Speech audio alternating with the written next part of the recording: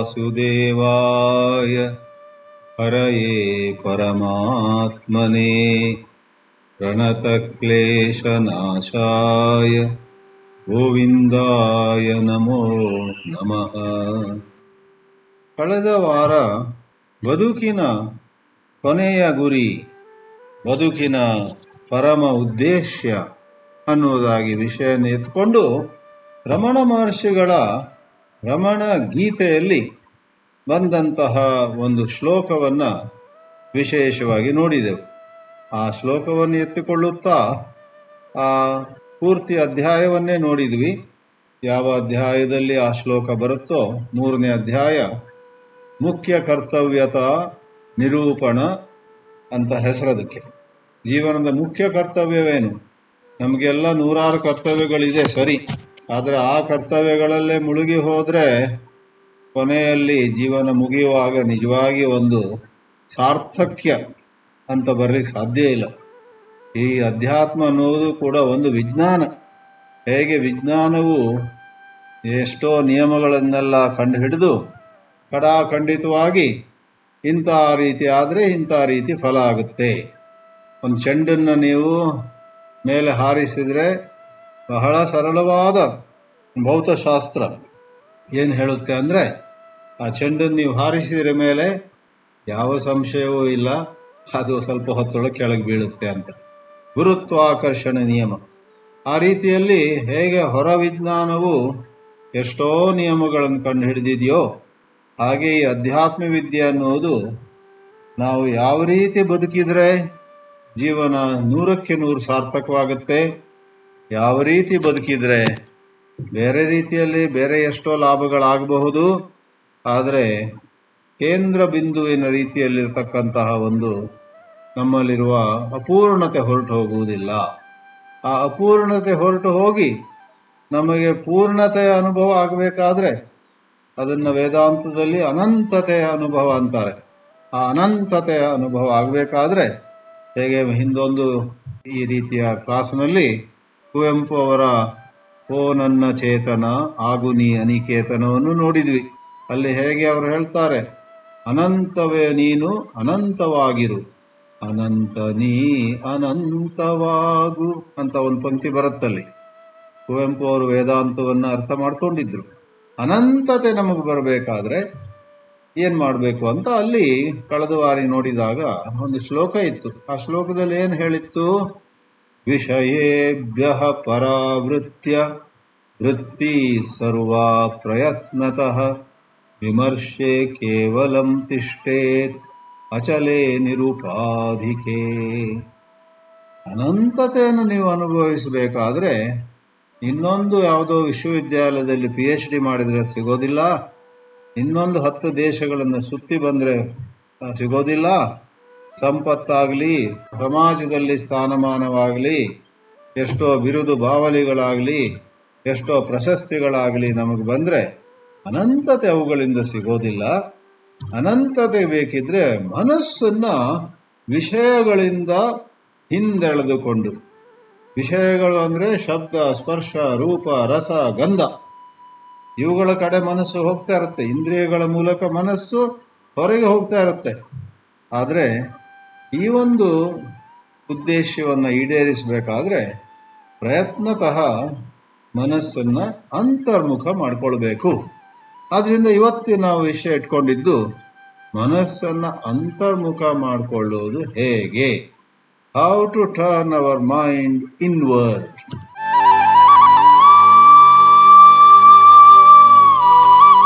ಬಹಳ ಕಷ್ಟ. ನಮ್ಮಂಥ ಪ್ರವಚನಕಾರರು ಕೂಡ ಮನಸ್ಸನ್ನು ಅಂತರ್ಮುಖ ಮಾಡುವ 10 ಬಗೆಗಳು ಅಂತ 10 ಲೆಕ್ಚರ್ ಕೊಡ್ತೇವೆ. ಲೆಕ್ಚರ್ ಆದ ನಂತರ ನಮಗೆ ಆ ಮನಸ್ಸನ್ನು ನಿಜವಾಗಿ ಅಂತರ್ಮುಖ ಮಾಡ್ಕೊಳ್ಳಿಕ್ಕೆ ಸಮಯ ಇರುವುದಿಲ್ಲ. ಒಳ್ಳೆ ಎಲ್ಲಾದರೂ ಪ್ರಸಾದ ಸಿಗುತ್ತಾ, ಒಳ್ಳೆ ಊಟ ಸಿಗುತ್ತಾ ಅಂತ ಹೊರಗೆ ನೋಡ್ತೀವಿ.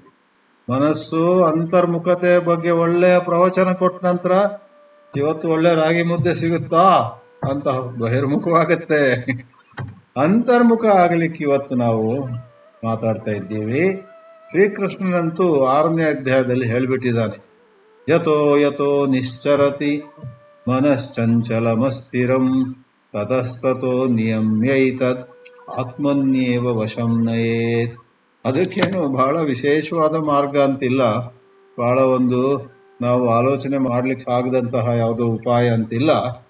ಅದಕ್ಕೆ ಮತ್ತೇನಲ್ಲ, ಯಾವಾಗ ಯಾವಾಗ ನಿಮಗೆ ಗೊತ್ತಾಗುತ್ತೋ, ಅಯ್ಯೋ ನನ್ನ ಮನಸ್ಸು ತಿಂಡಿ ತಿನಿಸು ಬಗ್ಗೆ ಹೋಯ್ತು, ಅಯ್ಯೋ ನನ್ನ ಮನಸ್ಸು ಹಣದ ಬಗ್ಗೆ ಹೋಯ್ತು, ಅಯ್ಯೋ ನನ್ನ ಮನಸ್ಸು ಯಾರೋ ಜನರ ಬಗ್ಗೆ, ಇಂಥ ಜನರನ್ನ ಸ್ನೇಹಿತರನ್ನಾಗಿ ಮಾಡ್ಕೊಳ್ಳೋ ಬಗ್ಗೆ, ಅಂಥ ಜನರನ್ನ ದೂರ ಇಡುವ ಬಗ್ಗೆ ಏನೆಲ್ಲ ಮನಸ್ಸು ಆಲೋಚನೆ ತರುತ್ತೆ ನೋಡಿ. ಅದು ಗೊತ್ತಾದ ಕೂಡಲೇ ಯಾವಾಗ ಯಾವಾಗ ಮನಸ್ಸು ಹೊರಗೆ ಓಡಿತು ಅಂತ ನಮಗೆ ಗೊತ್ತಾಗುತ್ತಲ್ಲ, ಆ ಕ್ಷಣವೇ ಮತ್ತೆ ತಡ ಮಾಡದೆ ಅದನ್ನ ಒಳಗೆ ಎಳ್ಕೊಳ್ಬೇಕು ಅಂತ ಶ್ರೀಕೃಷ್ಣ 6ನೇ ಅಧ್ಯಾಯದಲ್ಲಿ ಹೇಳ್ತಾನೆ. ಇಲ್ಲಿ ಮಹರ್ಷಿಗಳು ಕೂಡ ವಿಮರ್ಶೆ ಕೇವಲಂ ತಿಷ್ಟೇತ್ ಅಚಲೇ ನಿರುಪಾದಿಕೆ, ಒಂದಿಷ್ಟು ಅಧ್ಯಾತ್ಮವನ್ನು ಓದ್ಕೊಂಡು ವೇದಾಂತವನ್ನು ತಿಳಿದುಕೊಂಡು ಉಪದೇಶ ಮಾಡುವವರ ಹತ್ರ ಬಹಳ ಗಮನವಿಟ್ಟು ಕೇಳಿದಾಗ ನಿಮಗೊಂದು ಅಂದಾಜು ಸಿಗುತ್ತೆ, ಈ ಆತ್ಮ ಅಂದ್ರೆ ಏನು, ಆ ಜನ್ಮವೂ ಇಲ್ಲದ, ಮೃತ್ಯುವೂ ಇಲ್ಲದ, ಮುಪ್ಪು ಮತ್ತು ರೋಗವು ತಟ್ಟದಂತಹ ಆತ್ಮ ಏನು ಅಂತ ಒಂದಿಷ್ಟು ಅಂದಾಜು ಸಿಗುತ್ತೆ. ಆ ಒಂದು ರಫ್ ಐಡಿಯಾ ತಕೊಂಡು ಮನಸ್ಸನ್ನು ಅದರಲ್ಲಿ ನಿಲ್ಲಿಸಬೇಕು ಅಂತ. ಅಂದ್ರೆ ಇವತ್ತು ಈ ವಿಷಯದ ಒಂದು ಅಡಿಯಲ್ಲಿ ಹೆಚ್ಚೇನು ಹೇಳುವುದಿಲ್ಲ. ಈ ಬಹಿರ್ಮುಖತೆಯಿಂದ ನಾವು ಅಂತರ್ಮುಖತೆಗೆ, ಆಧ್ಯಾತ್ಮಿಕ ಸಾಧನೆಗಾಗಿ ಹೊರಟಾಗ ಎಲ್ಲಕ್ಕಿಂತ ಹೆಚ್ಚಾಗಿ ನಮಗೆ ಆ ಸಾಧನೆ ಮಾಡಲು ಮನಸ್ಸಿರಬೇಕು. ಇಂಗ್ಲಿಷ್ನಲ್ಲಿ ಹೇಳ್ತಾರಲ್ಲ, you may take a horse to the pond but not make him drink ಅಂತ. ಆ ರೀತಿಯಲ್ಲಿ ನಾವು ಎಷ್ಟೆಲ್ಲ ಓದಬಹುದು, ಎಷ್ಟೆಲ್ಲ ಕೇಳಬಹುದು, ಆದರೆ ಹೃದಯದ ಅಂತರಾಳದಲ್ಲಿ ನಮಗೆ ಈ ಪ್ರಪಂಚವನ್ನು ಇನ್ನೂ ಸ್ವಲ್ಪ ಅನುಭವಿಸಬೇಕು. ನಾನು ಬರೀ 8 ವಿದೇಶಗಳಿಗೆ ಹೋಗಿದ್ದೀನಿ, ಇನ್ನೊಂದು 2ಕ್ಕೆ ಹೋದ ನಂತರ ಸಾಕು ಅಂತ ನಿಲ್ಲಿಸ್ತೀನಿ. ಬೆಂಗಳೂರಿನಲ್ಲಿ ಹೊಸದಾಗಿ ತೆರೆದಂತಹ ಎಲ್ಲ ರೆಸ್ಟೋರೆಂಟ್ಗಳು ಹೋಗಿದ್ದೀನಿ, ಆದರೆ ನಿನ್ನೆ ಒಂದು ಸುದ್ದಿ ಬಂತು, ರಾಮೇಶ್ವರಂ ಅವರದ್ದೊಂದು ದೊಡ್ಡದಾಗಿ ಒಂದು ದೇವಸ್ಥಾನದ ಥರ ಇದೆಯಂತೆ, ಅದು ಹೊಸದು ಬಂದಿದೆ ಅಲ್ಲೆಲ್ಲೋ, ಅದೊಂದು ಸರಿ ಹೋಗಿ ಬರ್ತೀನಿ, ಆಮೇಲೆ ನನಗೆ ಹೊರಗೆ ಊಟ ಮಾಡುವ ಆಸೆ ಇರೋದಿಲ್ಲ ಅಂತ. ಯಾವಾಗಲೂ ಇನ್ನೊಂದು ಆಸೆ, ಮಗದೊಂದು ಆಸೆ, ಮತ್ತೊಂದು ಆಸೆ ಇಟ್ಕೊಡ್ತೀವಿ ನಾವು. ಆದರೆ ಅಧ್ಯಾತ್ಮದಲ್ಲಿ ಹೇಳ್ತೀವಿ ಹಾಗೆಲ್ಲ ಮುಂದೂಡಬೇಡಿ. ಹಾಗಂತ ಇಡೀ ದಿನ ನೀವು ಕಣ್ಣು ಮುಚ್ಕೊಂಡು ಕೂತ್ಕೊಳ್ಳಿ ಅಂತ ಯಾರು ಹೇಳ್ತಾ ಇಲ್ಲ. ಯಾವ ಕೆಲವು ಕರ್ತವ್ಯಗಳಿವೆಯೋ ಅವುಗಳನ್ನು ಯಥಾಶಕ್ತಿ ಮಾಡಿ, ಆದರೆ ಪ್ರಯತ್ನಪೂರ್ವಕವಾಗಿ ಪ್ರತಿದಿನವೂ ಕೂಡ ಅಲ್ಲಿ ಇಲ್ಲಿ ಬೆಳಿಗ್ಗೆ ಒಂದು 15-20 ನಿಮಿಷ, ಸಾಯಂಕಾಲ ಒಂದು 15-20 ನಿಮಿಷ, ಮತ್ತು ದಿನದಲ್ಲಿಯೂ ಕೂಡ ಅಲ್ಲಿ ಇಲ್ಲಿ 5 ನಿಮಿಷ ಸಿಕ್ಕಿದ್ರೂ ಕೂಡ ಆ 5 ನಿಮಿಷದಲ್ಲಿ ಸಾಧನೆ ಅಂತ ನೀವು ಮನಸ್ಸನ್ನು ಒಳಗೆ ಹೇಳ್ಕೊಳ್ಬೇಕು. ಶಂಕರರು ವಿವೇಕ ಚೂಡಾಮಣಿಯಲ್ಲಿ ಹೇಳ್ತಾರೆ, ನಿಮಗೆ ಗುರಿಗೆ ಸಂಸ್ಕೃತದಲ್ಲಿ ಲಕ್ಷ್ಯ ಅಂತ ಹೇಳ್ತೇವೆ. ಲಕ್ಷ್ಯಚ್ಯುತಂ ಚಿತ್ತಂ ಯದಿ ಈಶತ್. ಸ್ವಲ್ಪ ನೀವು ಗುರಿಯನ್ನು ಮರೆತು, ನನ್ನ ಜೀವನದ ಗುರಿ ಏನು ಅನ್ನುವುದನ್ನ ಮರೆತರೆ ಆಗ ಬಹಿರ್ಮುಖಂ ಸತ್ ನಿಪತೆ ತತಸ್ತತಃ. ಆ ಮನಸ್ಸು ಹೆಚ್ಚು ಹೆಚ್ಚು ಹೆಚ್ಚು ಹೆಚ್ಚು ಬಹಿರ್ಮುಖವಾಗ್ತಾ ಹೋಗುತ್ತೆ. ಯಾಕಂದ್ರೆ ಗುರಿ ಮರ್ತೋಯ್ತು, ನಮಗೇನು ಬೇಕು ಅನ್ನೋದೇ ನಮಗೆ ಮರ್ತೋಯ್ತು. ಆಮೇಲೆ ಇನ್ನು ಯಾವುದೆಲ್ಲ ಬೇಕು ಅನ್ನೋದು ಉದ್ಭವ ಆಗ್ತವೆ.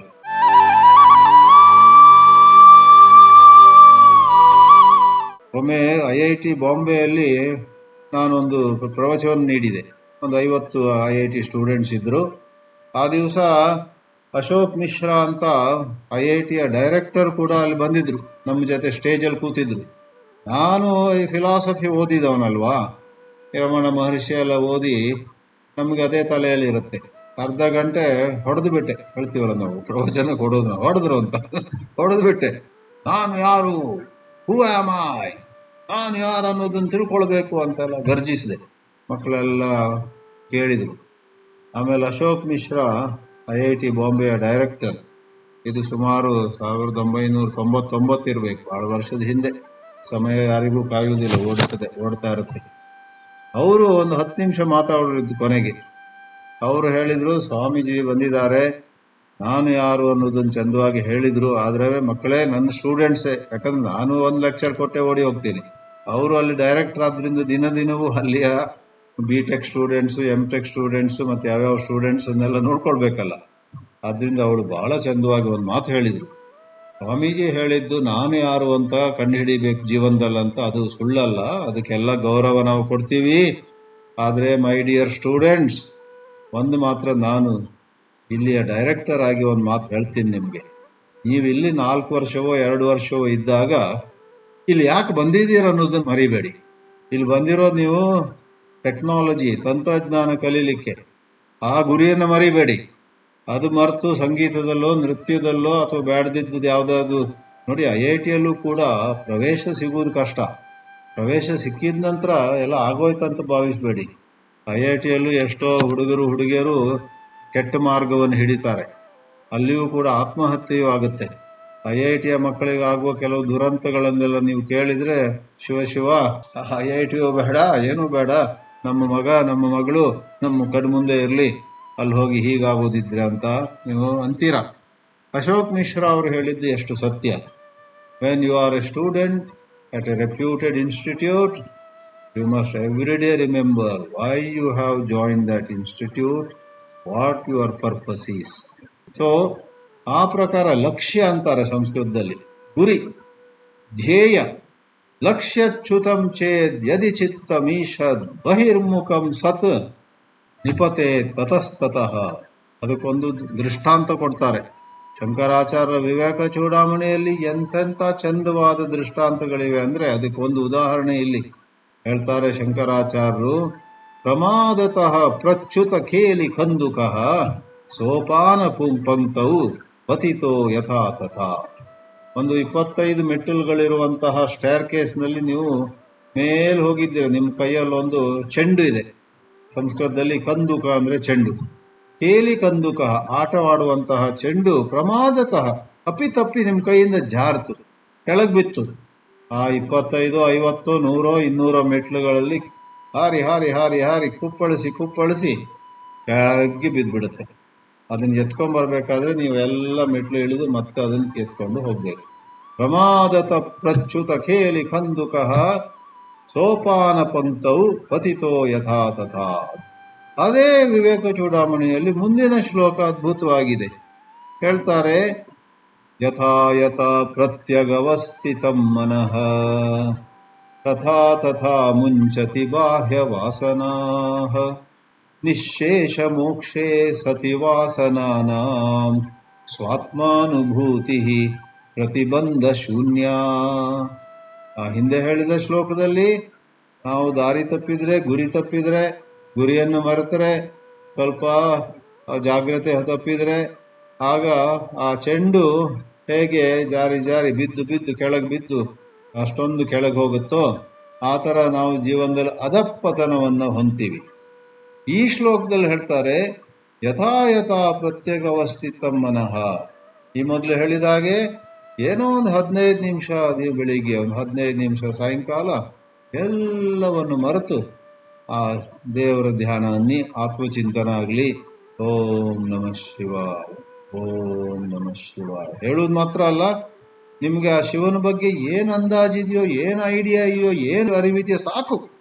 ಆ ಸಣ್ಣ ಎಷ್ಟಿದೆಯೋ ಅಷ್ಟು ಅರಿವಿನ ಶಿವನನ್ನ ಚಿಂತಿಸಿದರೆ ಆಗ ಯಥಾ ಯಥಾ ಪ್ರತ್ಯಗವಸ್ಥಿತಂ ಮನಃ. ಆ ಅಭ್ಯಾಸದಿಂದ ಮನಸ್ಸು ಒಳಗೆ ಹೋಗುತ್ತೆ. ಮನಸ್ಸಿಗೆ ಟ್ರೈನಿಂಗ್ ಬೇಕು. ಈ ಅಂತರ್ಮುಖ ಯಾತ್ರೆ ಇದೆಯಲ್ಲ, ಅದು ಒಮ್ಮೆಲೆ ಅದು ಲಾಟ್ರಿ ಪ್ರೈಸ್ ಬಂದಾಗ ಬಂದಿನ ಬೆಳಿಗ್ಗೆ ನಿಮ್ಗೆ ಬರೋದಿಲ್ಲ. ಆದರೆ ದಿನವೂ ಅಭ್ಯಾಸ ಮಾಡಬೇಕು. ಭಗವಂತ ಶ್ರೀಕೃಷ್ಣನೇ ಗೀತೆಯಲ್ಲಿ ಹೇಳ್ತಾನೆ, ಅಭ್ಯಾಸೇನ ತು ಕೌಂತೇಯ ವೈರಾಗ್ಯೇಣ ಚ ಗೃಹ್ಯತೆ. ಹೇ ಅರ್ಜುನ, ಹೇ ಕುಂತಿಯ ಮಗನೇ, ನೀನು ಇದನ್ನು ತಿಳ್ಕೊಳ್ಳು. ಈ ಮನಸ್ಸು ಬಹಳ ಚಂಚಲ, ಬಹಳ ಪ್ರಬಲ, ಬಹಳ ಶಕ್ತಿ ಇದೆ ಅದರಲ್ಲಿ. ಆದರೆ ಅಂತಹ ಪ್ರಚಂಡ ಚಂಡಮಾರುತದ ರೀತಿ ಇರತಕ್ಕಂತಹ ಮನಸ್ಸನ್ನು ಕೂಡ ನೀನು ಅಭ್ಯಾಸದಿಂದ ಮತ್ತು ವೈರಾಗ್ಯದಿಂದ ಒಳಗೆ ಎಳ್ಕೊಳ್ಬಹುದು, ನಿಯಂತ್ರಿಸಬಹುದು ಅಂತ ಹೇಳ್ತಾನೆ. ಆ ರೀತಿ ಇಲ್ಲಿ ಯಥಾ ಯಥಾ ಪ್ರತ್ಯಗವಸ್ಥಿತಂ ಮನಃ. ಸ್ವಲ್ಪ ಅಭ್ಯಾಸ ಅಲ್ಲಿ ಇಲ್ಲಿ ಕುಳಿತರೆ ಸಾಕು, ನಿಮಗೆ ಆನಂದವಾಗುತ್ತೆ. ಎಷ್ಟೋ ಬಾರಿ ಸಮಯ ಇಲ್ಲ, ಇವತ್ತು ಕೂಡ ಅದು 2-3 ಬೇರೆ ಕೆಲಸಗಳಿವೆ, ಇವತ್ತು ಜಪ ಧ್ಯಾನವನ್ನ ಅಥವಾ ಚಿಂತನೆಯನ್ನ ಬಿಟ್ಬಿಡ್ತೀನಿ ಅಂತ ಬಿಡ್ತೀರಿ ನೀವು. ಅದ್ರ ಬದಲು ಕೆಲಸ ಎಷ್ಟೇ ಇರಲಿ 5 ನಿಮಿಷ ಧ್ಯಾನ ಮಾಡ್ತೀನಿ ಇವತ್ತು, ಹೆಚ್ಚು ಸಾಧ್ಯ ಇಲ್ಲ ಅಂತ 5 ನಿಮಿಷ ಕೂತ್ಕೊಳ್ಳಿ. ಶಿವನ ರೂಪವನ್ನ, ಶಿವನ ಗುಣಗಳನ್ನ, ಶಿವನ ಲೀಲೆಯನ್ನು ಸ್ವಲ್ಪ ಧ್ಯಾನಿಸಿ 5 ನಿಮಿಷಕ್ಕಂತ ಓಂ ನಮಃ ಶಿವಾಯ ಹೇಳ್ತಾ ಹೋಗಿ. 5 ನಿಮಿಷದ ನಂತರ ನಿಮಗೆ ಎಷ್ಟು ಆಹ್ಲಾದವಾಗುತ್ತೆ, ಮನಸ್ಸು ಎಷ್ಟು ಪ್ರಫುಲ್ಲವಾಗುತ್ತೆ, ನಿಮಗೆ ಎಷ್ಟು ಶಾಂತಿ ಸಿಗುತ್ತೆ. ಕಣ್ಣಲ್ಲಿ ನೀರು ಬಂದರೆ ಆಶ್ಚರ್ಯ ಇಲ್ಲ. ಕೆಲವೊಮ್ಮೆ ಸಾಧನೆ ಮಾಡಿದಾಗ ನಿಮಗೆ ಅಯ್ಯೋ ಇದು ನಾನು ದಿನ ಮಾಡಬೇಕಿತ್ತು, ಇನ್ಮುಂದಾದರೂ ಪ್ರತಿದಿನ ಮಾಡಿಯೇ ಮಾಡ್ತೀನಿ, ಇದು ಬಹಳ ಮುಖ್ಯ, ಇದು ಎಷ್ಟು ನನಗೆ ಸಮಾಧಾನ ಕೊಡ್ತಾ ಇದೆ, ಇದನ್ನು ನಾನು ಬಿಟ್ಟು ಪ್ರಪಂಚದ ಎಷ್ಟೆಷ್ಟು ಏನೇನೋ ಮಾಡಕ್ ಹೋಗ್ತೀನಲ್ಲ ಯಾವಾಗಲೂ, ಅವುಗಳಿಗೆ ಕೊನೆಯೇ ಇಲ್ಲ. ಆದ್ರಿಂದ ನೀವು 5 ನಿಮಿಷ ಅಂತ ಕೂತವರು 15, 20 ನಿಮಿಷ, 30 ನಿಮಿಷ ಕೂತ್ರೆ ಆಶ್ಚರ್ಯ ಇಲ್ಲ. ಈ ಶ್ಲೋಕದಲ್ಲಿ ವಿವೇಕ ಚೂಡಾಮಣಿ ಅದೇ ಹೇಳುತ್ತೆ, ಯಥಾ ಯಥಾ ಪ್ರತ್ಯೇಕವಸ್ಥಿತಂ ಮನಃ ತಥಾ ತಥಾ ಮುಂಚತಿ ಬಾಹ್ಯ ವಾಸನ. ನಿಮ್ಮ ಹಣದಾಸೆಯೋ, ತಿಂದು ಕುಡಿಯುವ ಆಸೆಯೋ, ಊರೆಲ್ಲ ಸುತ್ತುವ ಆಸೆಯೋ, ಕೀರ್ತಿಯ ಆಸೆಯೋ, ಮತ್ತೊಂದು ಆಸೆಯೋ, ಇನ್ನೊಂದು ಆಸೆಯೋ, ಅದೆಲ್ಲ ವಾಸನೆಗಳಂತೀವ. ಅವಕ್ಕೆ ವಾಸನೆಗಳು ತಾವಾಗಿ ಕ್ಷೀಣಗೊಳ್ತವೆ. ವಾಸನೆಗಳಲ್ಲಿ ಇರ್ತಕ್ಕಂತಹ ಶಕ್ತಿ ಕಡಿಮೆ ಆಗುತ್ತೆ. ಅವುಗಳ ಶಕ್ತಿ ಕುಂದಿ ಹೋಗಿ ಈ ಅಧ್ಯಾತ್ಮ ವಾಸನೆ ದೃಢವಾಗ್ತಾ ಹೋಗುತ್ತೆ. It is all about weakening certain old tendencies and strengthening certain selected tendencies. ಇವಾಗ ಅಧ್ಯಾತ್ಮ ವಾಸನೆಗಳು ಬಹಳ ದುರ್ಬಲವಾಗಿವೆ, ಪ್ರಾಪಂಚಿಕ ವಾಸನೆಗಳು ಪ್ರಬಲವಾಗಿವೆ. ಅದು ಹೇಗಾಗಿದ್ದು? ನೀವೇ ಮಾಡಿದ್ದದು. ಹಿಂದೆ ಬಹಳ ಅಭ್ಯಾಸ ಮಾಡಿ ಪ್ರಾಪಂಚಿಕರಾಗಿದ್ರಿ ನೀವು. ಈಗ ಅಭ್ಯಾಸತಃ ಆ ಪ್ರಾಪಂಚಿಕತೆಯನ್ನು ಕಡಿಮೆ ಮಾಡಬೇಕು. ಕರ್ತವ್ಯಗಳನ್ನು ಬಿಡಬೇಕಂತ ಯಾರೂ ಹೇಳೋದಿಲ್ಲ. ಆದರೆ ಅನಾವಶ್ಯಕವಾಗಿ ಪುನಃ ಇನ್ನೊಂದು ಮತ್ತೊಂದು, ಏನು ಕೆಲವರಿಗೆಲ್ಲ ಜಮೀನು ತಗೊಳ್ಳೋ ಆಸೆ ಇರುತ್ತೆ. ಇತ್ತೀಚೆಗೆ ಒಬ್ಬರನ್ನು ಭೇಟಿಯಾದೆ ನಾನು. ಅವ್ರ ಹತ್ರ ನಾನು ಕೇಳಿದೆ, ನಾವು ಆಶ್ರಮ ಕಟ್ಟಬೇಕಂತ 2 ಭೂಭಾಗಗಳನ್ನು ತಗೊಂಡ್ಬಿಟ್ಟೇವೆ. ಹೆಚ್ಚು ಕಡಿಮೆ ಆಯಿತು. ಮಹಾರಾಷ್ಟ್ರದಲ್ಲಿ ಒಂದು ಕಡೆಯಲ್ಲಿ ಒಂದು 3 ಎಕರೆ, ಆಮೇಲೆ ಮನಸ್ಸು ಬದಲಾಯಿತು, ಇನ್ನೊಂದು ಕಡೆಯಲ್ಲಿ 3 ಎಕರೆ ತಗೊಂಡು ಆಶ್ರಮ ಕಟ್ಟಿದ್ದೀವಿ. ಮೊದಲು ತಗೊಂಡದ್ದನ್ನು ಮಾರ್ಬೇಕಂತಿತ್ತು. ಆದ್ರಿಂದ ಒಬ್ರು ತುಂಬಾ ಜಮೀನು ಇಟ್ಕೊಂಡವ್ರಿಗೆ ಹೇಳಿದೆ, ನಿಮ್ಮ ಹತ್ರ ಅಷ್ಟೆಲ್ಲ ಇದೆ, ನೀವೆಲ್ಲ ಅದೆಲ್ಲ ಕಳೆದ 25 ವರ್ಷದಲ್ಲಿ ಖರೀದಿ ಮಾಡಿದ್ದಂತೆ ನೀವು, ಗೊತ್ತಾಯ್ತು ನಮಗೆ. ನೀವು ಅಷ್ಟೆಲ್ಲ ಬೇರೆ ಬೇರೆ ಕಡೆಯಲ್ಲಿ ಮಹಾರಾಷ್ಟ್ರದಲ್ಲಿ ಜಮೀನು ತಗೊಂಡಿದ್ದೀರಾ, ನಮ್ದು ಅದು ತಗೊಂಡ್ಬಿಡಿ, ನಾವು ಅದು ಅಲ್ಲಿ ಆಶ್ರಮ ಕಟ್ಟೋದು ಐಡಿಯಾ ಬಿಟ್ಟಿದ್ದೀವಿ ಅಂತ. ಅವ್ರು ಜೋರಾಗಿ ನಕ್ಕರು. ಹೇಳಿದ್ರು, ಸ್ವಾಮೀಜಿ ನಮ್ಮ ಕತೆ ನಿಮಗೆ ಪೂರ್ತಿ ಗೊತ್ತಿಲ್ಲ, ನೀವು ಅರ್ಧ ಮಾತ್ರ ಕೇಳಿದ್ರಿ. ಕಳೆದ 25 ವರ್ಷದಲ್ಲಿ ನಾನು 25 ಕಡೆಯಲ್ಲಿ ಜಮೀನು ತಗೊಂಡಿದ್ದೀನಿ. ಆದರೆ ಕಳೆದ 1 ವರ್ಷದಿಂದ ನಾನು ಅದರ ವಿರುದ್ಧ ಮಾಡ್ತಾ ಇದ್ದೀನಿ. ಒಂದೊಂದಾಗಿ ಮಾರ್ತಾ ಇದ್ದೀನಿ. ಅವರು ಒಂದೊಂದಾಗಿ ಆ ಜಮೀನು ಮಾರ್ತಾ ಇದ್ದಾರೆ. ಆದ್ರಿಂದ ಈಗ ನಾನು ಬೈಯಿಂಗ್ ಸ್ಪ್ರೀ ಅಂತಾರೆ ಅದಕ್ಕೆ. ಬೈಯಿಂಗ್ ಸ್ಪ್ರೀ ಅಂದ್ರೆ ಎಡೆಬಿಡದೆ ಒಂದ್ರ ನಂತರ ಒಂದು ತಗೊಳ್ತಾ ಹೋಗೋದು. ಬೈಯಿಂಗ್ ಸ್ಪ್ರೀಯಲ್ಲಿಲ್ಲ ನಾನೀಗ. ನಾವು ಐ ಮೀನ್ ಸೆಲ್ಲಿಂಗ್ ಸ್ಪ್ರೀ. ನಿಮ್ಗೆ ಲ್ಯಾಂಡ್ ಬೇಕಿದ್ರೆ ಹೇಳಿ, ನಾನಿಂದ 3 ಎಕರೆ ಅಲ್ಲಿ ರಾಜಗುರು ನಗರ್ ಅಂತಿದೆ, ಅಲ್ಲಿ ಕೊಡ್ತೀನಿ ಅಂತ ನಾನು ಕೈ ಮುಗಿದು ಹೇಳಿದೆ. ನಮಗೂ ತಗೊಳ್ಳೋದಿಲ್ಲ, ನಮ್ಗೆ ಇರೋ ಒಂದನ್ನ ಚೆನ್ನಾಗಿ ಬೆಳೆಸ್ಬೇಕು. ಆಮೇಲೆ ಅವ್ರು ಹೇಳಿದ್ರು, ಈ ವಿಷಯ ಉದಾಹರಣೆ ಕೊಟ್ಟ ಮೇಲೆ ಹೇಳಬೇಕು. ಅವ್ರು ಹೇಳಿದ್ರು, ನನ್ನ ಬಳಿ ಕೆಲವು ಮಿತ್ರರಿದ್ದಾರೆ, ಅವರೆಲ್ಲ ಈಗ ಬೈಯಿಂಗ್ ಸ್ಪ್ರೀಯಲ್ಲಿದ್ದಾರೆ, ಅವರೆಲ್ಲ ಜಮೀನು ತಗೊಳ್ಬೇಕಂತ ಹೊರಟಿದ್ದಾರೆ. ನೀವು ನಿಮ್ಮ ಜಮೀನಿನ ವಿವರಗಳನ್ನು ಕೊಡಿ, ನನ್ನ ಆ ಮಿತ್ರರಿಗೆಲ್ಲ ತಿಳಿಸ್ತೀನಿ, ಅವರು ಖರೀದಿ ಮಾಡಬಹುದು ಅಂತ ಆಯ್ತು. ಅಲ್ಲಿಗ ಒಂದು ರೆಫರೆನ್ಸ್ ಮುಗೀತು. ಹೇಗೆ ನೋಡಿ, ಒಂದು ಕಾಲದಲ್ಲಿ ಆ ಮನುಷ್ಯ ವಾಳುಂಜೆ ಅಂತ ಹೆಸರು, ಮಹಾರಾಷ್ಟ್ರದಲ್ಲೆಲ್ಲ ಏಕಾರ ಅಂತ ಹೆಸರುಗಳಿರ್ತವೆ. ನೇನೆ ಅಂಡ್ ಬೋಲೆ ಅಂಡ್ ಗೋಡ್ಬೋಲೆ ಎಲ್ಲ ವಾಳುಂಜೆ ಅವರು ಹೇಗೆ ಒಂದು ಕಾಲದಲ್ಲಿ ಅಲ್ಲಿ ಜಮೀನು ಸಿಗುತ್ತಾ, ತಗೊಂಡ್ಬಿಡೋಣ, ಇಲ್ಲಿ ಸಿಗುತ್ತಾ, ಇದು ಚೆನ್ನಾಗಿದೆ, ನದಿ ಪಕ್ಕದಲ್ಲಿದೆ, ಅದು ಗುಡ್ಡದ ಮೇಲಿದೆ, ಅಯ್ಯೋ ಅದು ನಗರಕ್ಕೆ ಅಷ್ಟು ಹತ್ರ ಇದ್ರೂ ಕೂಡ ಅಷ್ಟೇ ಕೇಳ್ತಿದ್ದಾರೆ, ತಗೊಂಡ್ಬಿಡೋಣ ಅಂತ ಹೇಗೆ ಒಂದು ಆದಿಕ್ಕನಲ್ಲಿದ್ರು. ಆಮೇಲೆ ಇವಾಗ ಅವರಿಗೆ 62, 63 ಆಗಿದೆ. ಈಗ ಒಂದೊಂದೇ ತಮ್ಮ ಜಮೀನನ್ನು ಮಾರ್ತಾ ಇದ್ದಾರೆ. ನಮಗೆ ಗೊತ್ತಾದದ್ದು ಹಾಗೆ. ನಮ್ಮ ಮಿತ್ರರೊಬ್ಬರಿಗೆ ಅವರು 40 ಎಕರೆ ಮಾರಿದ್ರು ರಾಜಗುರು ನಗರದಲ್ಲಿ. ಆಗ ನಾನು ಹೇಳಿದೆ, ಹೌದಾ, ಅವ್ರ ಹತ್ರ ತುಂಬಾ ಇದೆಯಾ, ನಮ್ಮ ಜಮೀನು ತಗೊಳ್ತಾರಾ ಅಂತ ನಾನು ಕೇಳೋಕೆ ಹೊರಟೆ.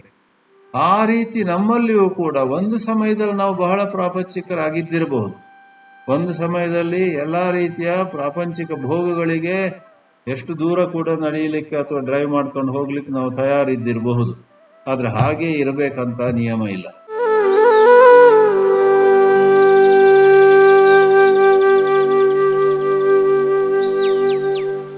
ಇವಾಗ ವಿವೇಕ ಚೂಡಾಮಣಿಯ ಶ್ಲೋಕವೇ ಹೇಳುವಂತೆ, ಯಥಾ ಯಥಾ ಪ್ರತ್ಯಗವಸ್ಥಿತಂ ಮನಃ. ಮನಸ್ಸನ್ನು ಒಳಗೆ ನಿಲ್ಲಿಸ್ತಾ ಹೋಗಬೇಕು. ಅದು ಸಾಧ್ಯ ಇಲ್ಲ ಅಂತ ಹೇಳಬೇಡಿ, ನಿಮಗೆ ಸಾಧ್ಯ ಇದೆ. ಅದು ಹೊಸ ಅಭ್ಯಾಸ, ಮೊದಲು ಕಷ್ಟ ಅನಿಸಬಹುದು, ಮೊದಲು ಬೇಗ ನಿಮಗೆ ಅದರಲ್ಲಿ ಸುಖ ಸಿಗುತ್ತೆ. ನಿಶೇಷ ಮೋಕ್ಷೇ ಸತಿವಾಸನಾನಾಂ ಸ್ವಾತ್ಮಾನುಭೂತಿ ಪ್ರತಿಬಂಧ ಶೂನ್ಯ ಅಂತ ಆಚಾರ್ಯರು ಹೇಳ್ತಾರೆ. ವಾಸನೆಗಳು, ಆ ಬಹಿರ್ಮುಖ ವಾಸನೆಗಳನ್ನ ದೈನಂದಿನ ಅಭ್ಯಾಸದಿಂದ, ಆ ಅಭ್ಯಾಸವು ನೀವು ಮಾಡುವ ಅಧ್ಯಯನ, ನೀವು ಮಾಡುವ ಶ್ರವಣ, ನೀವು ಮಾಡುವ ಸತ್ಸಂಗದಿಂದ ಆ ಅಭ್ಯಾಸವು ಇನ್ನಷ್ಟು ಹೆಚ್ಚು ಬಲವನ್ನು ಹೊಂದಿರುತ್ತೆ. To practise with adequate information, with adequate being informed ಅಂತೇವೆ. You know what you are meditating on. ಯಾವುದ್ರ ಬಗ್ಗೆ ಧ್ಯಾನ ಮಾಡ್ತಿದ್ದೀರಾ ಅಂತ ಅದ್ರ ಬಗ್ಗೆ ನಿಮ್ಗೆ ಅಂದಾಜಿದೆ. ಆಗ ಆ ಧ್ಯಾನವು 10 ಪಟ್ಟು ಚೆನ್ನಾಗಿರುತ್ತೆ. ಅಂದಾಜೇ ಇಲ್ಲ, ಆತ್ಮವನ್ನು ಚಿಂತಿಸ್ತೀನಿ, ಆತ್ಮ ಅಂದ್ರೆ ಏನು ಅಂತ ಕೇಳಿದ್ರೆ ಅದು ಸರಿ ಗೊತ್ತಿಲ್ಲ ನನಗೆ, ಆದ್ರೂ ನಾನು ಇವತ್ತು ಆತ್ಮ ಧ್ಯಾನ ಮಾಡ್ತಾ ಇದ್ದೀನಿ. ಅದೆಂಥ ಧ್ಯಾನ ಅದು? ಯಾವುದ್ರ ಬಗ್ಗೆ ಧ್ಯಾನ ಮಾಡ್ತಿದ್ದೀರೋ ಅದ್ರ ಬಗ್ಗೆ ನಿಮಗೆ ಯಾವ ಐಡಿಯಾವೂ ಇಲ್ಲ ಅಂತೆ. ಅದರಿಂದ ಒಂದಿಷ್ಟು ಅಧ್ಯಯನ ಅಥವಾ ತಿಳಿದವರಿಂದ ಶ್ರವಣ ಮಾಡಬೇಕು. ಆದರೆ ಬರೇ ಶ್ರವಣ ಮಾಡ್ತಾ ಹೋಗಬಾರ್ದು. ಒಮ್ಮೆ ನಮ್ಮ ಗುರುಗಳು ಹೇಳಿದರು, ಕೆಲವರು ಪ್ರತಿ ವರ್ಷ ಅವರ ಲೆಕ್ಚರಿಗೆ ಬರ್ತಾ ಇದ್ರು. ಆ ಗುರುದೇವ್ ಚಿನ್ಮಯಾನಂದರು ಹೇಳಿದ್ರು ಆ ಮಂದಿಗೆ, ನಿಮ್ಮನ್ನ ಪ್ರತಿ ವರ್ಷ ನೋಡ್ತಾ ಇದ್ದೀನಿ, ಮೊದಲನೇ ಪಂಕ್ತಿಯಲ್ಲಿ ಕೂತ್ಕೊಂಡು ನನ್ನ ಗೀತಾ ಪ್ರವಚನವನ್ನು ಕೇಳ್ತಾ ಇರ್ತೀರಾ, ನೀವೆಲ್ಲ ಏನು ಪ್ರೊಫೆಷನಲ್ ಲಿಸನರ್ಸ್ ಆಗಿದ್ದೀರಾ? ನಿಮ್ ಕೆಲಸವೇ ಕೇಳೋದು. ಮನೆಗೆ ಹೋದ ನಂತರ ಏನಾದ್ರು ಸ್ವಲ್ಪಾರು ಚಿಂತನೆ ಮಾಡ್ತೀರಾ ಅಥವಾ ಮುಗಿದೋಯ್ತು? ಕೇಳಿದ್ವಲ್ಲ ಸ್ವಾಮಿಗಳು ಪ್ರವಚನ ಕೇಳಿದ್ವಿ, ಕೆಲಸ ಮುಗೀತು, ಈಗ ಒಳ್ಳೆ MTR ಹೋಗಿ ಮಸಾಲೆ ದೋಸೆ ತಿನ್ನೋಣ ಬನ್ನಿ ಅಂತ ಆ ಥರ ಮಾಡ್ತೀರಾ ಅಂತ ನಮ್ಮನ್ನ ತರಾಟೆಗೆ ತಗೊಂಡಿದ್ರು. ಆದ್ರಿಂದ ಬರೇ ಅಧ್ಯಯನದಲ್ಲಿ ನಾವು ಮುಳುಗಿ ಹೋಗಬಾರ್ದು. ಒಂದಿಷ್ಟು ಅಧ್ಯಯನ ಮಾಡಿದ ನಂತರ ಅದಕ್ಕೂ ಅಭ್ಯಾಸ ಬೇಕು. ಪುಸ್ತಕ ದೂರ ಇಟ್ಟು, ಯಾವುದರಲ್ಲಿ ನೀವು ಆಡಿಯೋ ಕೇಳ್ತಾ ಇದ್ರು ಅದನ್ನು ಆಫ್ ಮಾಡಿ, ನೀವಾಗಿಯೇ ನಿಮ್ಮಿಂದಲೇ ಯಾವ ಬೇರೆ ಆಧಾರ ಇಲ್ಲದೆ ಆ ಕೇಳಿದ್ದನ್ನ, ಆ ಓದಿದ್ದನ್ನ, ಆ ತಿಳಿದುಕೊಂಡದ್ದನ್ನ ಮನಸ್ಸಿನ ಮುಂದಿಟ್ಕೊಂಡು ಅದ್ರ ಮೇಲೆ ಧ್ಯಾನ ಮಾಡಬೇಕು. ಭಗವದ್ಗೀತೆಯಲ್ಲಿ ಶ್ರೀಕೃಷ್ಣ ಹೇಳ್ತಾರೆ, ಆ ಪ್ರಕಾರ ನಾವು ಧ್ಯಾನದ ಅಭ್ಯಾಸವನ್ನು ಮಾಡುತ್ತಾ ಮಾಡುತ್ತಾ ಮುಂದೆ ಹೋದರೆ ಆಗ ನಮ್ಮ ಮನಸ್ಸು ಹೇಗಿರುತ್ತೆ ಗೊತ್ತೇ? ಒಂದು ಮೊಂಬತ್ತಿಯ ಜ್ವಾಲೆ ಸುತ್ತಮುತ್ತ ಗಾಳಿ ಪ್ರವಹಿಸದಿದ್ದರೆ, ಗಾಳಿ ಬೀಸದಿದ್ದರೆ ಹೇಗೆ ಆ ಮೊಂಬತ್ತಿಯ ಜ್ವಾಲೆ ನೇರವಾಗಿರುತ್ತೆ, ಅಲುಗಾಡೋದಿಲ್ಲ. ಆ ಒಂದು ಯಥಾ ದೀಪೋ ನಿವಾತಸ್ಥೋ ನೇಂಗತೆ ಸೋಪಮಾ ಸ್ಮೃತ ಯೋಗಿನೋ ಯಥಚಿತ್ತಸ್ಯ ಯುಂಜತೋ ಯೋಗ ಮಾತ್ಮನಃ ಅಂತ ಅದ್ಭುತವಾದ ಶ್ಲೋಕ 6ನೇ ಅಧ್ಯಾಯದಲ್ಲಿದೆ. 6ನೇ ಅಧ್ಯಾಯದಲ್ಲಿ ಧ್ಯಾನ ಮಾಡುವ ಬಗೆ, ಧ್ಯಾನವನ್ನು ಯಾವುದ್ರ ಮೇಲೆ ಮಾಡಬೇಕು, ಯಾವುದನ್ನು ಕುರಿತು ಮಾಡಬೇಕು, ಧ್ಯಾನದ ಲಾಭವೇನು, ಧ್ಯಾನದಲ್ಲಿ ನಾವು ಎಷ್ಟು ಎತ್ತರಕ್ಕೆ ಹೋಗ್ಬೋದು, ಆಗ ನಮ್ಮಲ್ಲಿ ಆಗುವಂತಹ ಮೂಲಭೂತ ಪರಿವರ್ತನೆ ಎಂಥದ್ದಿರುತ್ತೆ, ರ್ಯಾಡಿಕಲ್ ಟ್ರಾನ್ಸ್ಫಾರ್ಮೇಶನ್, ರೂಟ್ ಚೇಂಜ್ ಅಂತಾರೆ, ಹೇಗಿರುತ್ತೆ ಅದೆಲ್ಲವನ್ನು 6ನೇ ಅಧ್ಯಾಯದಲ್ಲಿ ಹೇಳಿದ್ದಾರೆ. ಆ ಪ್ರಕಾರ ಮನಸ್ಸನ್ನು ಅಂತರ್ಮುಖ ಮಾಡುವುದು ಹೇಗೆ? ಭಗವಾನ್ ರಮಣ ಮಹರ್ಷಿಗಳು ಆ ಶ್ಲೋಕದಲ್ಲಿ ಪ್ರಯತ್ನತಃ ಅಂತಾರೆ. ವಿಷಯೇಭ್ಯ ಪರಾವೃತ್ಯ ವೃತ್ತಿ ಸರ್ವಾಹ ಪ್ರಯತ್ನತಃ. ಮತ್ತೆ ಹೇಳ್ತಾರೆ, ವಿಮರ್ಶೆ ಕೇವಲಂ ತಿಷ್ಟೇತ್ ಅಚಲೆ ನಿರೂಪಾದಿಕೆ. ಆ ಅಕ್ಷರ ತತ್ವ, ಬ್ರಹ್ಮ ತತ್ವ, ಅದಕ್ಕೆ ಯಾವ ಉಪಾಧಿ ಇಲ್ಲ, ಯಾವ ಬಣ್ಣ ಇಲ್ಲ, ಯಾವ ರುಚಿ ಇಲ್ಲ, ಯಾವ ಶಬ್ದ ಇಲ್ಲ, ಅದರಲ್ಲಿ ಯಾವ ವಾಸನೆ ಅಥವಾ ಪರಿಮಳ ಇಲ್ಲ. ಅಶಬ್ದ ಮಸ್ಪರ್ಶ ಮರೂಪ ಮವ್ಯಯಂ ಅಂತ ಹೇಳುವ ಹಾಗೆ ಅಂತ ಒಂದು ತತ್ವದಲ್ಲಿ ಮನಸ್ಸನ್ನು ನಿಲ್ಲಿಸಬೇಕು ಪ್ರಯತ್ನತಃ. ಆದ್ರಿಂದ ನೀವು ನಾವು ಅದೆಲ್ಲ ನಮ್ಮ ಹತ್ರ ಆಗೋದಿಲ್ಲಪ್ಪ ಅಂತ ಮುಂದೆ ಹಾಕಬಾರ್ದು. ಇವತ್ತಾಗಲ್ಲಪ್ಪ, ನಾಳೆಯಿಂದ ಮಾಡ್ತೀನಿ, ಮುಂದಿನ ವಾರದಿಂದ ಮಾಡ್ತೀನಿ ಅಂತೆಲ್ಲ ಹೇಳಬಾರ್ದು. ಇವತ್ತೇ ಪ್ರಾರಂಭ ಮಾಡಿ ದಿನವೂ ಅಲ್ಲಿ ಇಲ್ಲಿ ಸಮಯ ಸಿಕ್ಕಿದಾಗ. ಕೆಲವೊಮ್ಮೆ ನಾವೆಲ್ಲ ಹೋಗ್ತೀವಿ, ಡಾಕ್ಟ್ರನ್ನ ನೋಡೋಕೆ ಹೋಗ್ತೀವಿ, ಅವ್ರು 10:30 ಕರೆದಿದ್ದಾರೆ, ನಾವು 10:15 ಹೋದ್ವಿ. ಅವರು 10:00ವರೆಗೂ ನಮಗೆ ಒಳಗೆ ಕರೆಯೋದಿಲ್ಲ, ಬೇರೆ ಯಾರೋ ಪೇಷಂಟ್ ಒಳಗಿರೋದ್ರಿಂದ ಅರ್ಧ ಗಂಟೆ ಖಾಲಿ ಸಮಯ ಸಿಗುತ್ತೆ ನಮಗೆ. ಆವಾಗ ಧ್ಯಾನ ಮಾಡಲಿಕ್ಕೆ, ಮನಸ್ಸನ್ನ ಒಳಗೆ ತಳ್ಳಲಿಕ್ಕೆ ದೇವರೇ ಕೊಟ್ಟಂತಹ ಸಮಯ. ಅಲ್ಲಿ ಹೋಗಿ ಕೂತಿದ್ದೀರಾ, ಎಲ್ಲೆಲ್ಲೋ ಹೋಗುವ ಹಾಗಿಲ್ಲ, ಕಾಯಬೇಕು. ಆವಾಗ ಅಲ್ಲಿ ಗೋಡೆ ಮೇಲೆ ಒಂದು ಟೆಲಿವಿಷನ್ ಇರುತ್ತೆ, ಅದನ್ನು ನೋಡ್ತಾ ಕೂತ್ಕೊಳ್ಬೇಡಿ, ಅದು ಬಹಿರ್ಮುಖವಾಗುತ್ತೆ. ಆವಾಗ ಅಲ್ಲಿ ಸೆಂಟ್ರ್ ಟೇಬಲ್ನಲ್ಲಿ ಕೆಲವು ಮ್ಯಾಗಝಿನ್ ಇಟ್ಟಿದ್ದಾರೆ, ಸಿನಿಮಾದ ಬಗ್ಗೆಯೋ ಸ್ಪೋರ್ಟ್ಸ್ ಬಗ್ಗೆನೋ ಇರುತ್ತೆ. ಆ ಮ್ಯಾಗಝಿನ್ ಎತ್ಕೊಂಡು ಓದ್ತಾ ಇರಬಾರ್ದು. ಅಥವಾ ಕೆಲವೊಮ್ಮೆ ನೀವು ಫ್ಲೈಟಲ್ಲಿ ಹೋಗ್ತಾ ಇದ್ದೀರಾ ಬೆಂಗಳೂರಿಂದ ಡೆಲ್ಲಿಗೆ, 3 ಗಂಟೆ ಪ್ರಯಾಣ. ಆವಾಗ ಅಲ್ಲಿ ಫ್ಲೈಟ್ ಮ್ಯಾಗಝಿನ್ ಇರುತ್ತೆ, ಮೊದಲೇ ಅದನ್ನ ಎತ್ಕೊಂಡು ಓದ್ತಾ ಹೋಗಬಾರ್ದು. ಮೊದಲು ಸ್ವಲ್ಪ ಹೊತ್ತು ಕಣ್ಣು ಮುಚ್ಕೊಂಡು ಫ್ಲೈಟ್ನಲ್ಲಿ ಕೂಡ ಧ್ಯಾನ ಮಾಡಿ, ಆಮೇಲೆ ಸಾಕಿಷ್ಟು ಅಂತ ಅನಿಸಿದ್ರೆ ಆ ಮ್ಯಾಗಝಿನ್ ಎತ್ಕೊಳ್ಳಿ.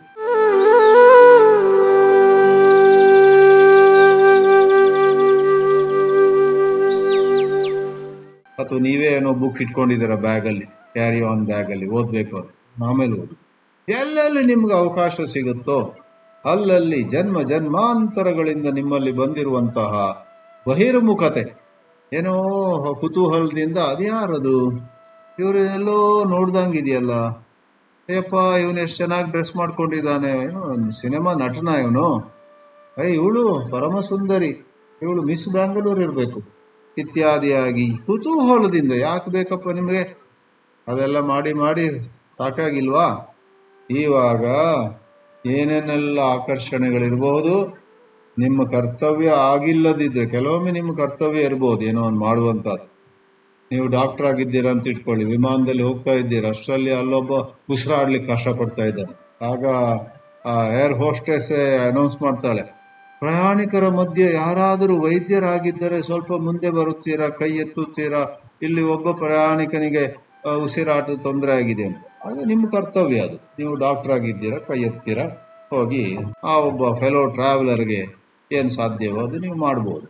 ಇಲ್ವಾದ್ರೆ 100ಕ್ಕೆ 95 ಸಂದರ್ಭಗಳಲ್ಲಿ ಹೇಳ್ತಾರಲ್ಲ ಇಂಗ್ಲೀಷಲ್ಲಿ, it is none of our business. ಆದರೂ ಕುತೂಹಲ ನಮಗೆ, ಯಾರಿವರು, ಎಲ್ಲೋ ನೋಡ್ದಂಗಿದೆಯಲ್ಲ, ಓಹೋ ನಮ್ಮ ಸಂಬಂಧಿಕರ ಮಿತ್ರರು ಇವರು, ಹೋಗಿ ಮಾತಾಡಿಸ್ತೀನಿ ಅಂತ. ಅದೆಲ್ಲ ಬೇಕು ಒಂದು ಸ್ವಲ್ಪ ಮಟ್ಟಿಗೆ ಜೀವನದ ಒಂದು ಕಾಲದಲ್ಲಿ.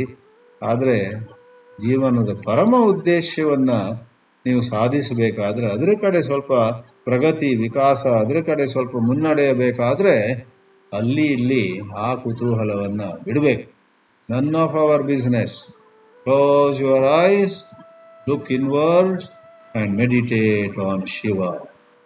ಬೇಕಿದ್ರೆ ಶಿವನ ಒಂದು ಹಾಡನ್ನು, ಒಂದು ಪದ್ಯವನ್ನು, ಶಿವನ ಒಂದು ಶ್ಲೋಕವನ್ನು, ಕನ್ನಡದಲ್ಲಿರ್ಬೋದು, ಸಂಸ್ಕೃತದಲ್ಲಿರ್ಬೋದು, ಯಾವ ಭಾಷೆಯಲ್ಲಿರಲಿ, may be poetry, may be prose, doesn't matter. Take something, with its help fix your mind in Shiva who is in your heart. ಹೃದಯದಲ್ಲೇ ಇರತಕ್ಕಂತಹ ಶಿವನನ್ನು ಧ್ಯಾನಿಸಿದರೆ ಯಾಕೆ ಮನಸ್ಸು ಅಂತರ್ಮುಖವಾಗೋದಿಲ್ಲ? ಅಭ್ಯಾಸದಿಂದ ಎಲ್ಲವೂ ಸಾಧ್ಯ. ಈ ಪ್ರಕಾರವಾಗಿ ವಿವೇಕ ಚೂಡಾಮಣಿಯಲ್ಲಿ ಹೇಗೆ ಮನಸ್ಸನ್ನು ಹೊರಗೆ ಬಿಟ್ಟಂತೆ ನಮ್ಮ ಅಧಃಪತನ ಖಂಡಿತವಾಗಿ ಆಗುತ್ತೆ, ಮನಸ್ಸನ್ನ ಅಭ್ಯಾಸಪೂರ್ವಕವಾಗಿ ಪ್ರಯತ್ನಪೂರ್ವಕವಾಗಿ ಒಳಗೆ ಎಳೆದುಕೊಳ್ಳುತ್ತಾ ಹೋದರೆ, ಸ್ವಲ್ಪ ಸ್ವಲ್ಪವೇ ದಿನದಿನವೂ ಅಭ್ಯಾಸ ಮಾಡಿದರೆ ಆಗ ಅದು ನಮ್ಮ ವಾಸನೆಗಳನ್ನು ನಾಶಗೊಳಿಸುತ್ತೆ. ದೇವರ ನಾಮ ಅನ್ನೋದು ಎಷ್ಟೋ ಸಂತರು ಹೇಳಿದ್ದಾರೆ, ಅದೊಂದು ದೊಡ್ಡ ಕ್ಲೆನ್ಸಿಂಗ್ ಏಜೆಂಟ್ ಅಂತ ನೋಡಿ. ಬಟ್ಟೆ ಮೇಲೆ ಏನೋ ಕೊಳೆ, ಚಹಾ ಬಿತ್ತು, ಕಾಫಿ ಬಿತ್ತು, ಅದು ಸುಲಭವಾಗಿ ಹೋಗಲ್ಲ. ಕೂಡಲಿ ನೀರು ಹಾಕಿದ್ರೆ ಹೋಗುತ್ತೆ, ಒಂದು ಅರ್ಧ ಗಂಟೆ 1 ಗಂಟೆ ನಂತರ ಹೋಗಲ್ಲ. ಆವಾಗ ಅದೇನು ವ್ಯಾನಿಷ್ ಅಂತೆ ಕೆಲವುದೆಲ್ಲ ಪೌಡರ್ ಸಿಗುತ್ತೆ ಬಜಾರ್ನಲ್ಲಿ, ಅದು ತಕೊಂಡು ಬಂದು ಅದರಲ್ಲಿ ಅದ್ದಿದ್ರೆ ಇದನ್ನು ಹೇಗೆ ಹೋಗಲಾಡಿಸಬಹುದು ಅಂತ ನೀವು ಚಿಂತೆ ಮಾಡ್ತಿದ್ದಂತಹ ನಿಮ್ಮ ಅಂಗಿಯ ಮೇಲೆ, ನಿಮ್ಮ ಸೀರೆಯ ಮೇಲೆ ಬಿದ್ದಂತಹ ಕಲೆ ಆ ಒಂದು ದ್ರವದಲ್ಲಿ ಕರಗಿ ಹೋಗುತ್ತೆ, ಅದು ಕಣ್ಮರೆ ಆಗುತ್ತೆ. ಆ ರೀತಿಯಲ್ಲಿ ನಮ್ಮ ಎಂತೆಂಥ ಪೂರ್ವ ವಾಸನೆಗಳೆಲ್ಲ ಭಗವನ್ ನಾಮವನ್ನ ಪ್ರೀತಿಯಿಂದ, ಭಕ್ತಿಯಿಂದ, ಶ್ರದ್ಧೆಯಿಂದ ಜಪಿಸುವ ಮೂಲಕ ಎಲ್ಲವೂ ಹೊರಟೋಗ್ತವೆ. ಆ ಕಲೆ ಹೊರಟೋದ ನಂತರ ಆ ಬಿಳಿ ಬಟ್ಟೆ ಎಷ್ಟು ಕಾಂತಿಯುತವಾಗಿರುತ್ತೋ ಆ ರೀತಿಯಲ್ಲಿ ಬಹಿರ್ಮುಖ ವಾಸನೆಗಳು ಹೋದಾಗ ನಮ್ಮ ಮನಸ್ಸನ್ನು ಅಂಥದ್ದು ಶುಭ್ರವಾಗಿ, ನಿರ್ಮಲವಾಗಿ, ಶಾಂತಿಯುತವಾಗಿ, ಆನಂದದಿಂದ ಕೂತಿರುತ್ತೆ, ಆನಂದದಿಂದ ಒಡಗೂಡಿರುತ್ತೆ ಅಂತ ಹೇಳ್ಬೋದು. ಆದ್ದರಿಂದ ನಾವೆಲ್ಲರೂ ಅಂತರ್ಮುಖರಾಗಲಿಕ್ಕೆ ದಿನದಿನವೂ ಪ್ರಯತ್ನ ಮಾಡೋಣ. ಅದರಿಂದ ಜೀವನದ ಉದ್ದೇಶವು ಈಡೇರುತ್ತೆ ಅಂತ ಹೇಳ್ಬೋದು. ಓಂ ಶ್ರೀ ಲಲಿತಾಂಬಿಕಾಯೇ ನಮಃ. ಓಂ ನಮೋ ಭಗವತೆ ವಾಸುದೇವಾಯ.